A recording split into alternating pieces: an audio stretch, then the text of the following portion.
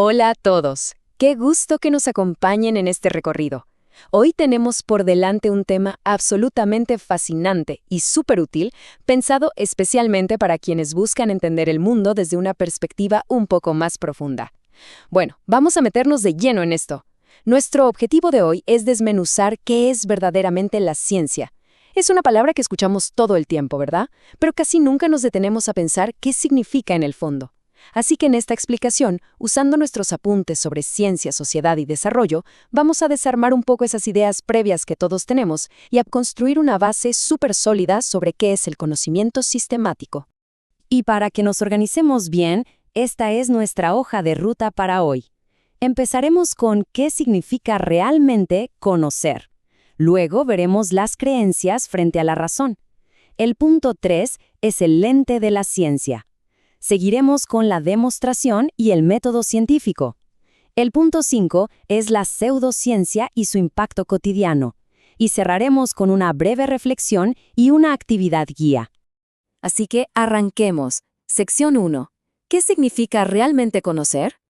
A ver, pensemos juntos por un segundo en algo que parece muy básico. ¿Qué es conocer? Es una excelente pregunta.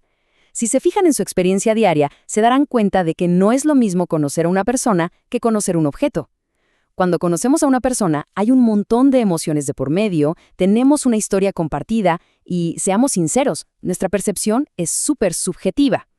Pero, por otro lado, conocer un objeto, digamos, entender el motor de un auto o cómo está construida una mesa, nos exige comprender sus partes, cómo funciona y cuáles son sus propiedades físicas de una manera muchísimo más objetiva y medible. Son dos mundos distintos.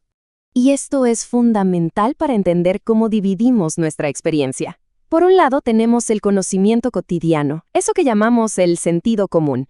Es esa sabiduría súper práctica que nos dice que debemos mirar a ambos lados antes de cruzar la calle o que si tocamos el fuego nos vamos a quemar. Es indispensable para sobrevivir. Pero, y aquí está el gran pero, si queremos ir más allá de la simple supervivencia diaria y descubrir cómo funcionan realmente los engranajes ocultos del universo, necesitamos dar el salto al conocimiento sistemático. Ahí es donde dejamos de lado las suposiciones y empezamos a buscar respuestas con una estructura y una profundidad mucho mayor. Pasemos a la sección 2, creencias frente a la razón.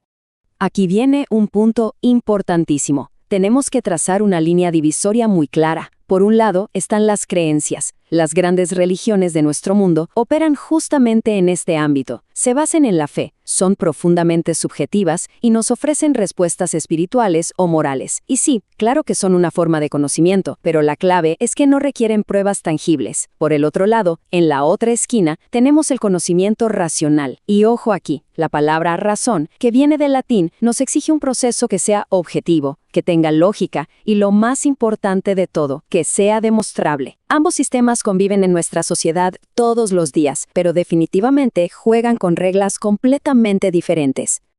Es fascinante observar cómo nuestra mente logra separar las verdades demostrables de las creencias. Nuestro cerebro es tan increíble que tiene la capacidad de guardar ideas basadas en la fe justo al ladito de pensamientos puramente racionales. Como adultos que seguimos aprendiendo, el truco, la verdadera clave de nuestro desarrollo intelectual, es saber identificar exactamente qué sombrero tenemos puesto o en qué hemisferio conceptual estamos parados cuando intentamos explicar algo que pasa en el mundo. Avanzamos a la sección 3, el ente de la ciencia. Imagínense esta escena. Tenemos a un artista y a un científico observando exactamente la misma flor.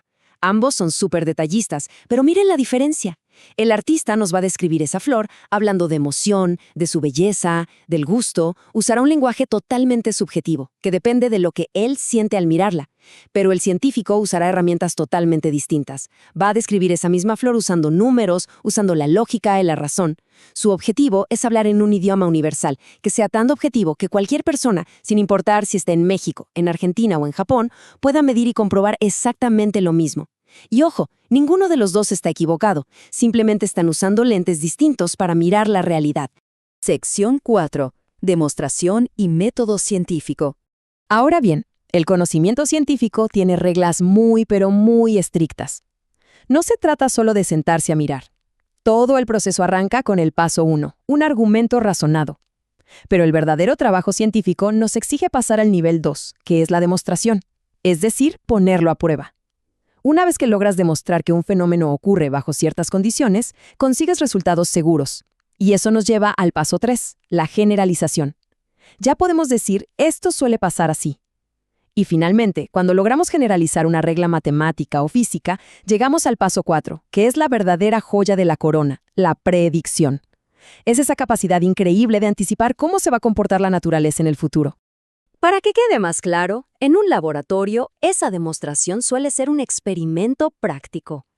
Y este paso es literalmente el corazón de todo, porque es la única manera de establecer sin ninguna duda la relación de causa y efecto, es decir, saber que A causa B. Si nos saltamos esta comprobación práctica, estaríamos viviendo solamente en el terreno de las hipótesis, de las buenas ideas o de las creencias.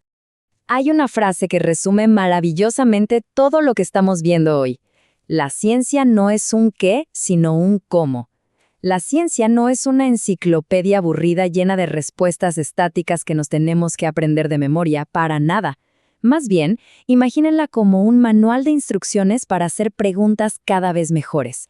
Es una herramienta que inventamos los seres humanos para poder dudar de las cosas, pero dudar de forma sistemática y ordenada. Es el método, es el cómo caminamos hacia la verdad. Vamos a la sección 5. Pseudociencia e impacto cotidiano. Para que no suene a que esto es pura filosofía abstracta, piensen en cómo la ciencia ha transformado nuestro mundo moderno, y lo ha hecho de formas espectaculares. Gracias a este método de demostración y de duda sistemática, la ciencia le ha dado un vuelco impresionante a la salud, logrando que vivamos muchísimos más años. Ha revolucionado la forma en que nos comunicamos, cómo construimos nuestras casas, cómo generamos la energía que usamos todos los días y cómo cultivamos nuestros alimentos. Esto no es un pasatiempo de 4 académicos encerrados en una universidad. Es la fuerza literal que le está dando forma a nuestra vida diaria, para bien o para mal.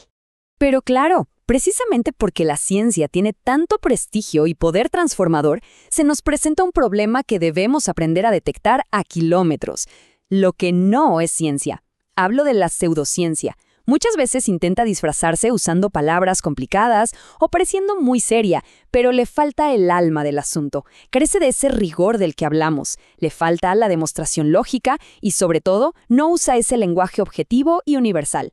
En la actualidad, con tanta información dando vueltas, tener el radar afinado para diferenciar la ciencia real de la pseudociencia es una habilidad absolutamente vital. Y llegamos a la sección 6, reflexión y actividad guía. Bueno, este es un momento excelente para sentar un poco las ideas. Les propongo usar estas preguntas como una pequeña guía de repaso en sus cabezas. 1. ¿Podemos ahora explicar claramente por qué la ciencia nos exige pruebas universales, mientras que la creencia se sostiene en la fe? 2. ¿Nos queda claro por qué demostrar la causa y el efecto es el pilar central del método científico? Y 3. ¿Recordamos por qué el lenguaje científico se apoya en la objetividad, la lógica y los números, dejando de lado las emociones? Y para llevar toda esta teoría a la práctica, les dejamos un pequeño reto, una actividad de reflexión mental. Piensen en alguna creencia muy común que haya en su entorno. No sé, tal vez algún mito urbano que se cuenta en su familia, o el clásico remedio casero de la abuela. Ahora, pónganse la bata blanca y aplíquenle el lente científico. ¿Cómo diseñarían ustedes un experimento práctico para comprobar o desmentir esa creencia? ¿Qué tendrían que medir exactamente para decir con objetividad, sí, esto funciona, o no, esto es un mito? Así llegamos al final de nuestro análisis de hoy. Si la ciencia es, como dijimos, la mejor herramienta que hemos inventado para cuestionar las cosas que damos por sentadas, el desafío queda sobre la mesa. De todas esas cosas que nuestro querido sentido común nos dicta todos los días como si fueran verdades absolutas e incuestionables, la pregunta es, ¿cuál será la siguiente verdad que nos atreveremos a poner bajo la rigurosa lupa de la razón? Ha sido un verdadero placer acompañarles en este recorrido por el fascinante mundo del conocimiento sistemático. Hasta nuestra próxima exploración.